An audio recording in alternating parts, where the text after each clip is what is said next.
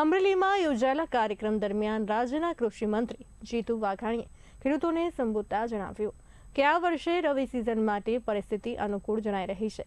તેમણે આશા વ્યક્ત કરી કે જો આગામી દિવસોમાં અનુકૂળ વાતાવરણ રહેશે તો રવિ પાક ખેડૂતો માટે સારું સાબિત થશે। વધુમાં તેમણે શું જણાવ્યું આવો સાંભળીએ।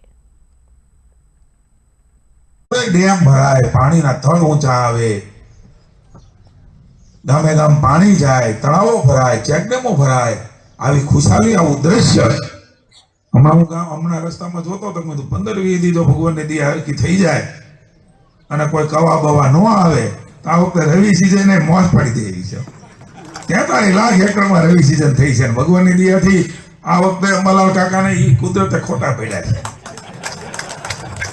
આપણે પ્રાર્થના કરીએ કે ખોટા પડ્યા કરે, અમારા ખેડૂતોને ક્યારે મુશ્કેલી ન પડે, અને પડે ત્યારે મિત્રો સરકાર એ તમને બેઠા કરવા માટે કાયમ ઊભી રહેવાની છે। બેઠો થાય આપણો ખેડૂત કે આત્મનિર્ભરતા સાથે બેઠો થાય। મિત્રો અમે ક્યારેય ખેડૂતોને ભિખારી બનાવવા માંગતા નથી અને બનાવીશું પણ નહીં। તમે તમારા બળબધા પર ઉભા થાવ ને એના માટે સરકાર તમને તમામ પ્રકારની સહાયો, તમામ પ્રકારની મદદો અને અનેક પ્રકારની નીતિઓ સાથે આ બજેટની અંદરમાં આવી રહ્યા છે। કેન્દ્રનું પણ બજેટ એ પ્રકારે આવ્યું છે। ખેડૂત કેવી રીતે બેઠો થાય, એનો મનોબળ ન તૂટે એના માટેના પ્રયાસો કરી રહ્યા છે। ત્યારે મને આનંદ છે અને આવો આનંદ ને ખુશી છે। તમારા ગામમાં જો ને એક બાજુ કૌશિકભાઈ કે એક બાજુ આપણે સહાય આપી, બીજી બાજુ ખરીદી, હજી તમારા સહકારમાંથી આંકડા લેવાના છે યાર્ડમાં કેટલું ગયું આ ગામમાંથી। અમે તો 35% ખરીદતા હતા।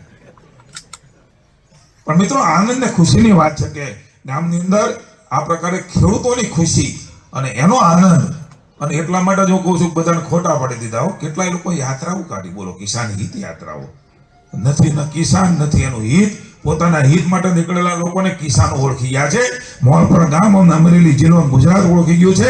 એટલા માટે હું આપને અભિનંદન આપું છું, પુનઃ એકવાર ભરોસો આપું છું કૃષિ મંત્રી તરીકે તમારી બાજુમાં પહેલા ઉભા હતા, અત્યારે ઉભા છીએ અને ભવિષ્યમાં પણ તમે બધા સુખચેનથી જીવી શકો, સુખચેનથી રળી શકો, ખેતી કરી શકો, અન્ય વ્યવસાય કરી શકો, કાયદો અને વ્યવસ્થાની સ્થિતિમાં પણ આ ગામડાઓ એ આબાદ, એના માટે ભારતીય જનતા પાર્ટીની સરકાર તૈયાર છે। સૌને શુભકામનાઓ। ભારત માતા કી જય।